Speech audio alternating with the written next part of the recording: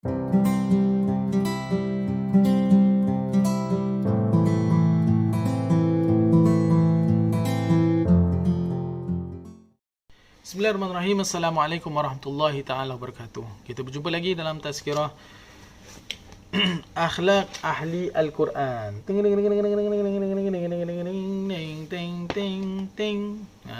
Baiklah. Alhamdulillah masih lagi kita berada dalam bulan yang mulia, bulan Ramadan. Mudah-mudahan banyak bacaan Al-Quran kita, banyak qiyamul lail kita, banyak salat tarawih kita walaupun di rumah.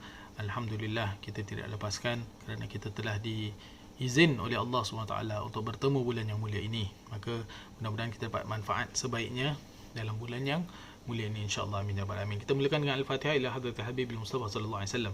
Wa la niyatin shifaa wa rafil bala' wa nasri 'ala al-a'da' wa qada'il hajah wa taysiril umuri wal qabul wa 'amal mutaqabbalah wa li arwahi man sabaqana ila rahmatillah bi sirri suratil Fatihah. A'udzu billahi minasy syaithanir rajim. Bismillahirrahmanirrahim.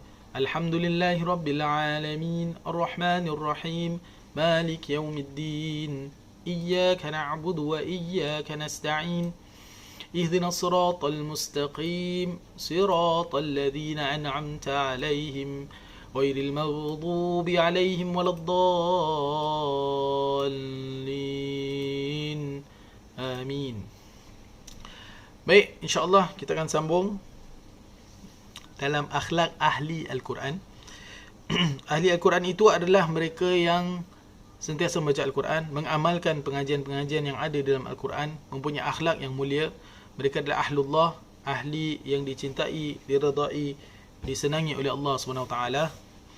Mereka juga adalah, sekiranya hidup mereka itu sempit, dia akan bersikap berpada pada kehidupannya. Maksudnya orangnya tak banyak komplain, orangnya banyak syukur atas nikmat, banyak sabar atas ujian. Itulah ahli Quran. Nak jadi orang yang begitu, rahsianya adalah perbanyak membaca Al-Quran, insya-Allah. Dia akan berpada pada habuan yang sedikit, lalu dia merasa cukup dengannya. Orang yang qanaah, cukup apa yang ada, alhamdulillah. Tidak kaya tetapi cukup hidupnya, masya-Allah tabarakallah. Cukup untuk makan, untuk pengajian, untuk berbelanja, semuanya cukup. Kalau kita nak tengok dari persegi, kita ni semua orang yang cukup. Buktinya apa? Tengok almari kita, masya-Allah tabarakallah. Banyak sangat, bajunya, badannya satu, bajunya beribu-ribu. Yang tak muat pun simpan juga, dengan harapan satu hari akan muat kembali. Tapi akhirnya pada kubur nanti, adakah kita membawa pakaian tersebut? Tidak. Kita tidak membawa pakaian-pakaian tersebut. Yang kita bawa hanya satu pakaian saja yang tidak berjenama. Dan itulah pakaian kita nanti. Ya, wallahu ta'ala alam. Allahumma salli ala sayyidina Muhammad. Dia sentiasa mencegah dirinya daripada perkara keduniaan yang menyebab dirinya rosak. Masya Allah. Dia akan menjauhkan dirinya daripada benda-benda yang akan merosakkan dirinya. Dia akan memilihnya dengan baik, memilih kehidupannya dengan baik, memilih kawan-kawan yang baik, memilih hiburan-hiburan yang baik. Semuanya yang penting, yang tidak akan mengambil masanya daripada membaca Al-Quran. Jadi kita tengok balik hidup kita, tengok balik masa kita. Selain bekerja dan menjalankan amanah sebagai seorang ibu bapa, sebagai bapa, sebagai suami, sebagai isteri, sebagai anak-anak, sebagai guru, sebagai murid, apa masa yang telah ambil, apa yang telah kita lakukan yang telah mengambil masa kita daripada membaca Al-Quran? Tengok kembali. Kerana kalau kita tengok hakikatnya, kita boleh baca Al-Quran di mana-mana. Kerana kita mempunyai handphone kita, dan aplikasi Al-Quran ada di dalam handphone kita. I question if you do not have the Quran application inside your phone. Maknanya phone awak tak ada faedah, tak ada Al-Quran. Jadi adanya apa? Social media. Adakah social media akan bawa anda ke syurga? Adakah social media itu akan memberi anda cahaya? Adakah social media anda itu yang anda sibukkan setiap hari akan meluaskan kuburan anda nanti? Jika iya, teruskan. Jika tidak, rahsianya adalah Al-Quran. Al-Quran akan beri anda cahaya. Al-Quran akan menemani anda di dalam kubur. Al-Quran akan memperluaskan kubur anda. Jadi, sudah tahu, tapi ingin lakukan ke tidak? Kalau tidak, kenapa? Adakah degil ataupun nanti dan belum sampai waktunya? Takut-takut sampai waktunya sudah terlewat. Kerana kita tak tahu bila kita akan kembali kepada Allah SWT. Dan balik kepada Allah SWT adalah satu kepastian. Itu yang perlu kita tahu dan kita sudah tahu. Tapi what are we gonna do about it? So wallahu ta'ala alam. Mudah-mudahan dengan bulan Ramadan ini dapat jumpa bulan Ramadan. Dah masuk pun hari-hari hampir habis. Bulan Ramadan kita dah masuk separuh mungkin. Kita belum mula lagi baca Al-Quran, ataupun 10 hari pertama dah mantap, 10 hari kedua dah lalai. Jadi 10 hari yang terakhir tu jangan terlepas. Ini agama. Agama bukan macam dah tak buat, dah tak payahlah, give up lah. Tidak ada istilah give up di dalam agama. Selagi ada nyawa, selagi itu masih boleh teruskan perjuangan. Wallahu ta'ala alam. Allahumma salli ala Sayyidina Muhammad. Dia akan mengikut kewajipan Al-Quran dan juga sunnah. Dia memakan makanan dengan ilmu, minum dengan ilmu, memakai pakaian dengan ilmu, tidur dengan ilmu, mendatangi isterinya dengan ilmu, bergaul dengan kawan dengan ilmu, menziarahi mereka dengan ilmu, meminta izin dari mereka dengan ilmu, dan berjiran dengan jiran tetangga juga dengan ilmu. Semua perkara dengan ilmu.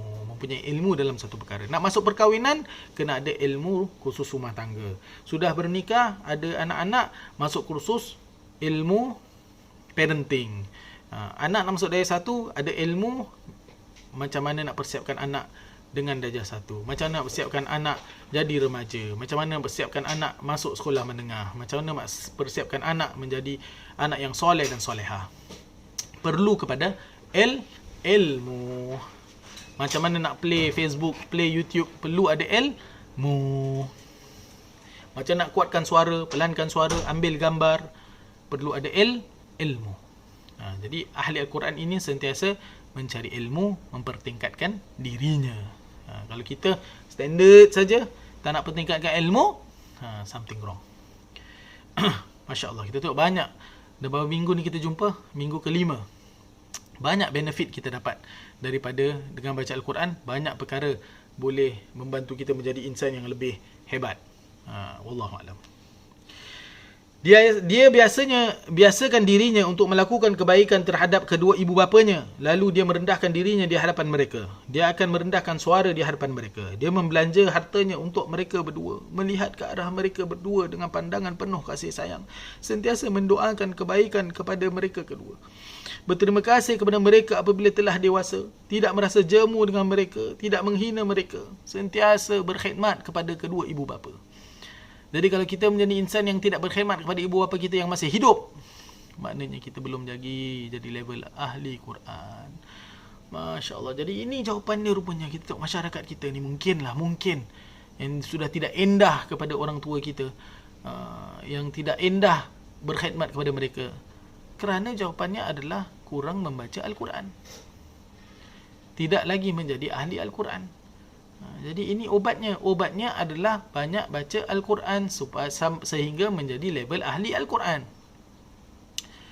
Allahumma salli wa sallim wa barik alaihi wa ala alihi. Allahumma salli ala Sayyidina Muhammad. Ya Rabb. Jadi ajarkanlah anak-anak kita Al-Quran supaya mereka menjadi ahli Al-Quran. Jadi mereka menjaga kita nanti bila kita tua, ya. Sepasang ibu bapa boleh menjaga 10 anak. Tapi 10 anak tak semestinya boleh jaga sepasang ibu bapa. Kalau biasanya seibu boleh menjaga 10 anak. 10 anak tak tahu boleh jaga ke tak satu ibu tu. Tapi kalau dididik 10-10 itu dengan Al-Quran, ibu tu tak tahu nak pilih yang mana untuk duduk rumah. Semua nakkan ibunya. Masya Allah, tabarakallah. Jadi masukkan silibus dalam homeschooling kita, pengajian Al-Quran harian. Ya, supaya anak-anak kita dan generasi-generasi akan datang menjadi ahli Al-Quran. Mustahil? Tak mustahil. Kerana kita sibuk anak-anak kita boleh ajarkan TikTok. Anak-anak kita boleh ajarkan joget. Mengambil gambar, mereka joget. Mengambil video, mereka joget. Mengambil video, mereka pergi swimming, main bola. Semua kita boleh hantar ke swimming klinik. Hantar ke ballet klinik, piano klinik, football klinik. Kalau sakit hantar ke klinik. Semua tu kita boleh. Kenapa tidak boleh ajarkan Al-Quran? Bukan suruh ajar pun kadang-kadang. Suruh just panggil, duduk, baca. Kita betulkan saja. Kalau itu pun kita tak boleh, jangan salahkan apabila mereka besar nanti jadi orang yang tidak endah kepada ibu bapa. Jangan salahkan, salahnya kepada diri kita. Wallahu ta'ala alam. Bukan marah, sama-sama ingatkan ya. Sayang semua. Kita jumpa lagi pada minggu hadapan atau pengajian yang lain insya-Allah. Semoga ada manfaatnya. Alhamdulillah, semoga kita menjadi ahli Al-Quran, orang yang soleh dan soleh insya-Allah. Bila kita di dalam Ramadan ini dan keluar dari bulan Ramadan, menjadi orang yang lebih soleh dan soleha, lebih ahli Quran. Amin ya rabbal alamin. Yang baik itu dari Allah SWT. Wassalamualaikum warahmatullahi taala wabarakatuh.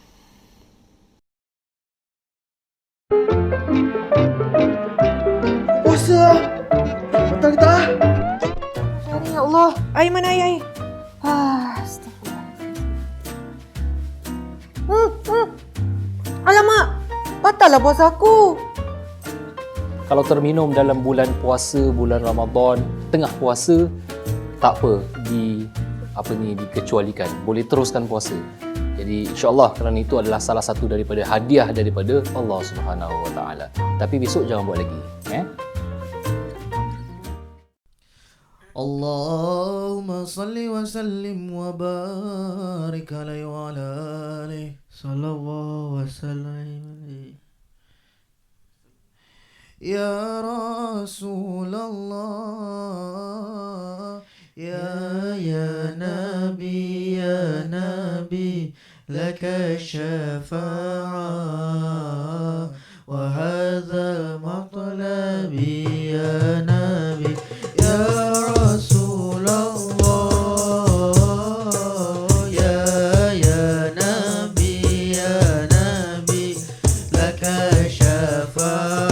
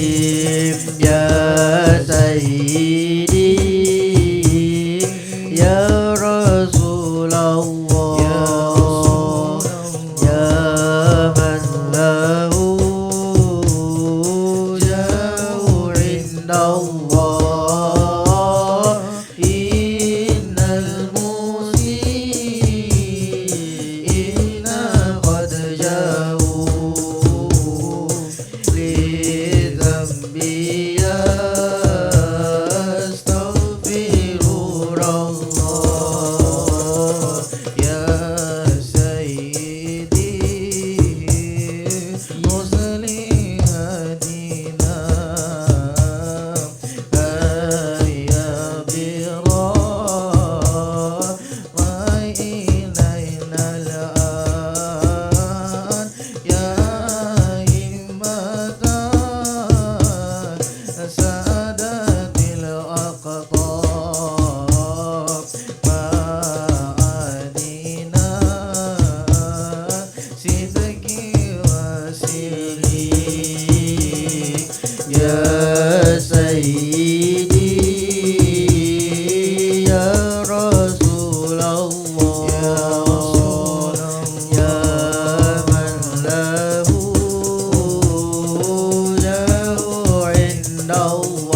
indallah innal musina qad ja'u li dhanbi yastaghfiru rabb sidna nabi Allah sidna nabi sidna nabi sidna nabi sidna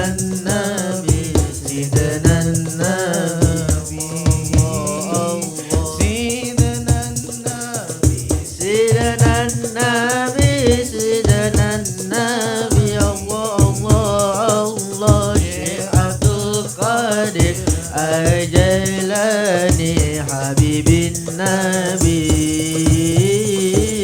Syekh Abdul Qadir Al-Jailani Habibin Nabi ya Imam Rusli ya sanadi Allah anta babullah